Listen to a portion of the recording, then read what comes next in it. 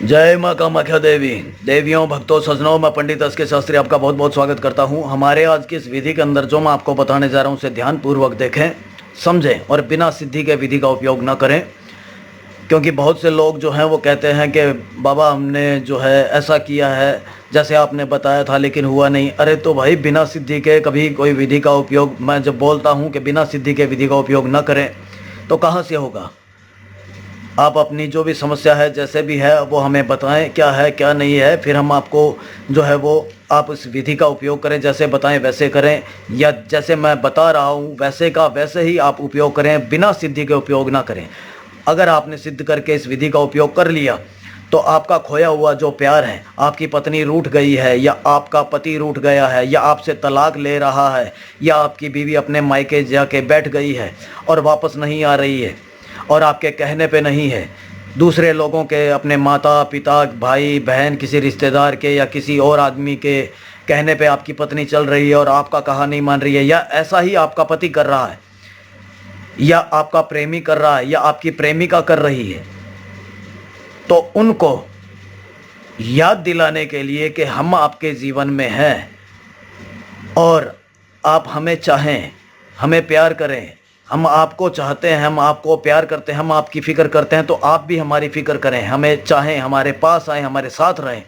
आप अगर ऐसा चाहते हैं और आपके जीवन में ऐसी समस्या है कि आपका जो प्यार है वो आपके पास नहीं आ रहा है, नाराज़ है और आपसे गुस्सा है, आपसे बात नहीं कर रहा है, या आपका पति या पत्नी या कहीं और धक्के खा रहे हैं, किसी और औरत के चक्कर में आपका पति है, या आपकी पत्नी किसी और आदमी के चक्कर में या घर से निकल गई है, भाग गई है, चली गई है, या मायके जाके बैठी है, या कोई भी प्रेमी या प्रेमिका ऐसा आपके साथ कर रहे हैं, तो आप उसको अपने पास बुलाने के लिए, अपने वश में करने के लिए इस विधि का उपयोग कर सकते हैं।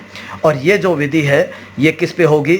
जो धतूरे होते हैं, धतूरा, ये देखें, ये कांटों भरा धतूरा है, ये धतूरा है कांटे से भरा हुआ पूरा पूरा। आपको धतूरे के 2 फूल लेने हैं, 2 धतूरे लेने हैं जिसके नीचे ये हो, ये देखें, ध्यान से देखें, ठीक है। पूरा फूल लेना चाहिए, खंडित नहीं होना चाहिए, टूटा हुआ नहीं होना चाहिए, पूरा धतूरा लेना है आपको।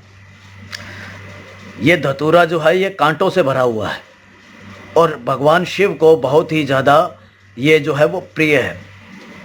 शिवलिंग पे जो है इनको चढ़ाया जाता है भगवान शिव को।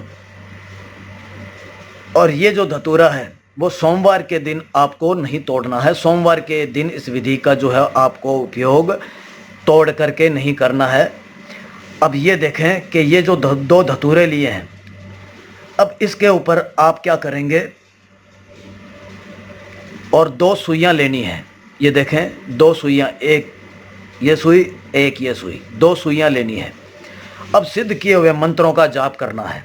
सिद्ध किए हुए मंत्रों का 108 बार जाप करना है और जाप करके ये जो सुई है अपना नाम लेकर के सुई इसके अंदर जो है वो डाल देनी है। ये सुई इसके अंदर आर पार कर दें आप।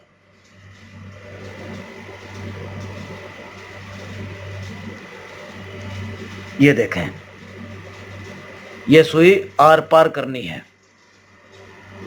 ये सुई आर पार हो चुकी है।